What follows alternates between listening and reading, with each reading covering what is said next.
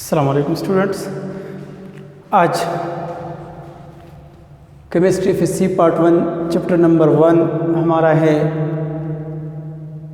जिसका है lecture number 6।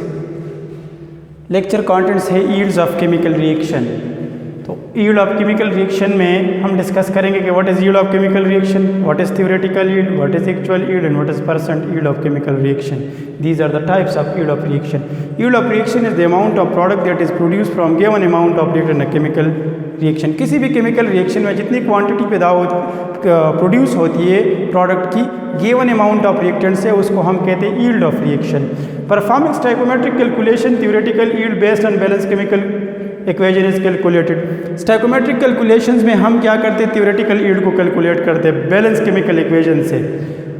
उसमें हमें डेटा गिवन होता है रिएक्टेंट्स का और उस हिसाब पे वो पूछा गया होता है कि प्रोडक्ट्स कितने आएंगे।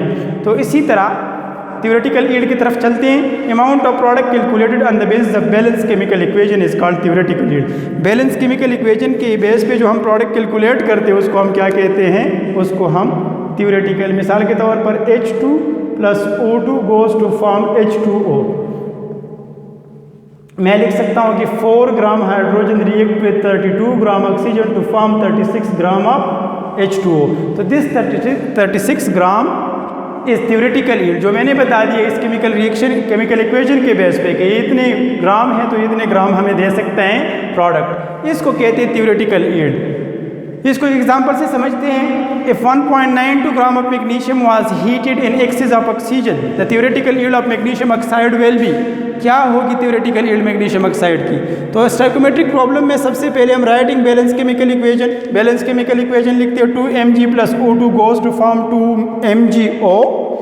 Calculating number of mole in 1.92 gram of magnesium. सबसे पहले गिवन डेटा को या गिवन मास को हम क्या करते, मोल में कन्वर्ट करते।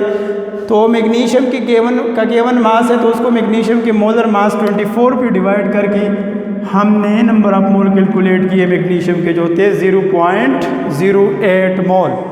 अब बैलेंस केमिकल इक्वेशन को देखते हैं। फ्रॉम बैलेंस केमिकल इक्वेशन हमें पता है कि 2 मोल मैग्नीशियम हमें 2 मोल मैग्नीशियम ऑक्साइड देता है, तो 0.08 मोल मैग्नीशियम हमें 0.08 मोल मैग्नीशियम ऑक्साइड देगा।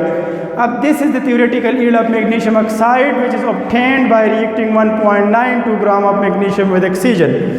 अब इस थ्योरेटिकल यील्ड को या इस मोल को हम मैस में कन्वर्ट करते हैं, तो उसको कैसे करेंगे? ये मैग्नीशियम ऑक्साइड का मैस है, मोल है, तो इसको मैग्नीशियम ऑक्साइड के मोलर मास 40 ग्राम पर मोल से मल्टीप्लाई करके 0.08 × 40 ग्राम मैग्नीशियम ऑक्साइड का मैस है, उस मोलर मैस है उसके साथ मल्टीप्लाई करेंगे तो हमारे पास आ गया 3.2 ग्राम।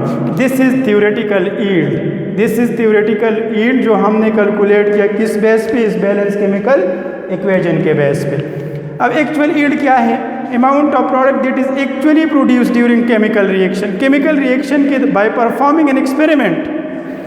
केमिकल रिएक्शन के दौरान जो एक्चुअल अमाउंट प्रोड्यूस होती है प्रोडक्ट की, उसको हम एक्चुअल यील्ड कहते हैं। जैसे कि नाम से पता चलता है actual yield is always less than theoretical yield due to the following reason. Actual yield हमेशा थ्योरेटिकल यील्ड से क्या होती है, कम होती है। उसकी रीज़न क्या है? रीज़न उसकी है, मुख्तलिफ रीज़न हो सकते हैं कि क्यों थ्योरेटिकल यील्ड एक्चुअल यील्ड से क्या होती है, कम होती है। तो उसकी रीज़न की तरफ आते हैं कि कौन कौन सी रीज़न्स हो सकते हैं। पहला रीज़न जो है due to reversibility of chemical reaction reversible हो सकता है।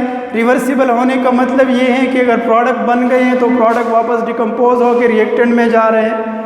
ड्यू टू साइड रिएक्शन, कोई साइड रिएक्शन हो सकता है। मिसाल के तौर पर हमें गिवन या डिज़ायर प्रोडक्ट चाहिए और उस डिज़ायर प्रोडक्ट के साथ कोई दूसरा प्रोडक्ट बना हो, तो हमारी जो रिएक्टेंट्स हैं उसका कुछ अमाउंट उस अनडिज़ायर प्रोडक्ट या बाय प्रोडक्ट में चला गया हो, तो इस वजह से भी हमारी एक्चुअल यील्ड क्या होगी, थ्योरेटिकल यील्ड से कम होगी।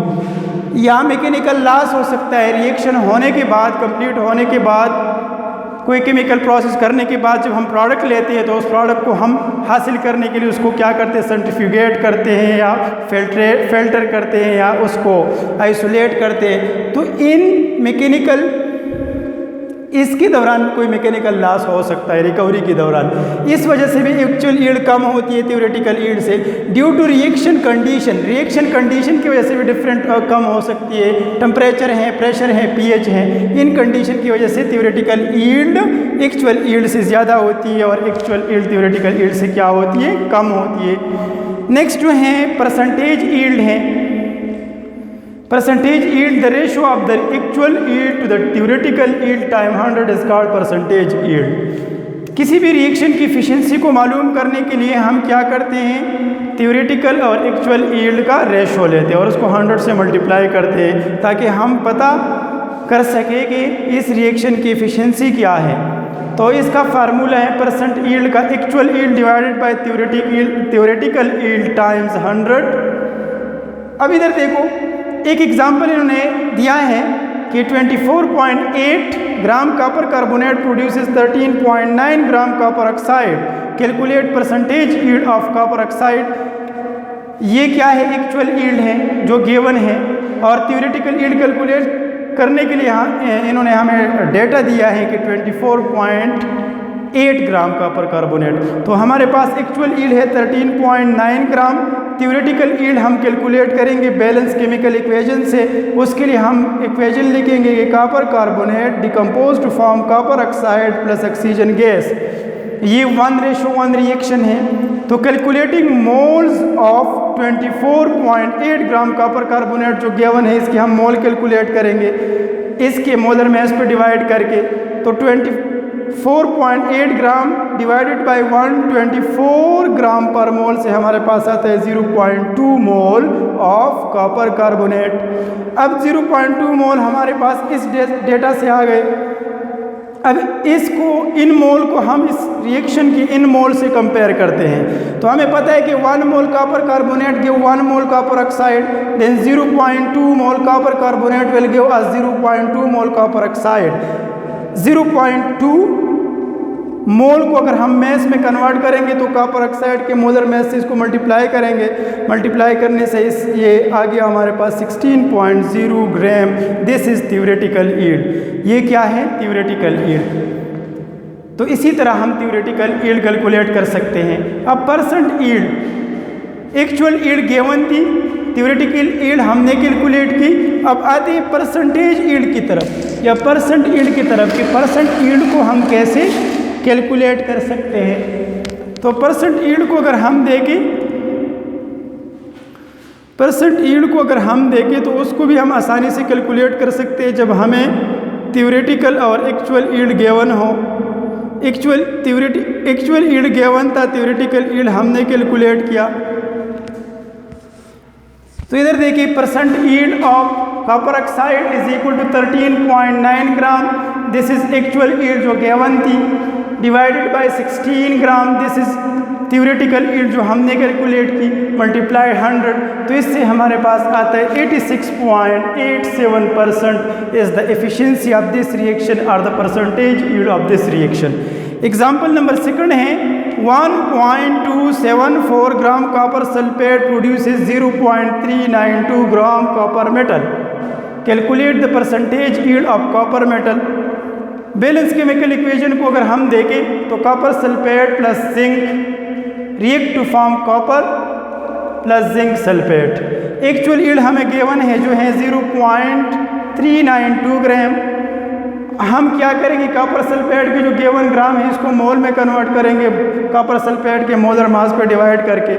1.27 ग्राम डिवाइड बाय 160 ग्राम पर mole which is equal to 0.00796 mole of copper sulphate.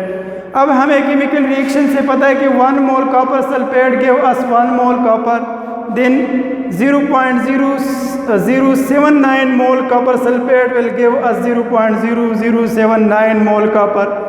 अब मैस ऑफ कॉपर को हम कैलकुलेट करते हैं। This is product, this is theoretical yield. अब इस थ्योरेटिकल यील्ड को मैस यूनिट में कन्वर्ट करते हैं। तो इसको हमने कॉपर के मोलर मैस से क्या किया, मल्टीप्लाई किया, जिससे हमारे पास आया 0.51 ग्राम कॉपर मेटल। ये जो हमने कैलकुलेट किया बैलेंस केमिकल इक्वेशन से, ये क्या है, थ्योरेटिकल यील्ड, और एक्चुअल यील्ड हमें क्या था, गिवन था। तो हम क्या करेंगे, इस एक्चुअल यील्ड को थ्योरेटिकल यील्ड पे डिवाइड करके 100 से मल्टीप्लाई करेंगे, जिससे हमारे पास आता है 76.86% is the percentage yield of this reaction. So इसी तरह हम एक्चुअल और परसेंटेज यील्ड को कैलकुलेट, थ्योरेटिकल और एक्चुअल यील्ड को कैलकुलेट कर सकते हैं। ये थी हमारी आज की वीडियो। यील्ड्स के हवाले से नेक्स्ट वीडियो के साथ इंशाल्लाह हम हाजिर होंगे। अल्लाह हाफिज़।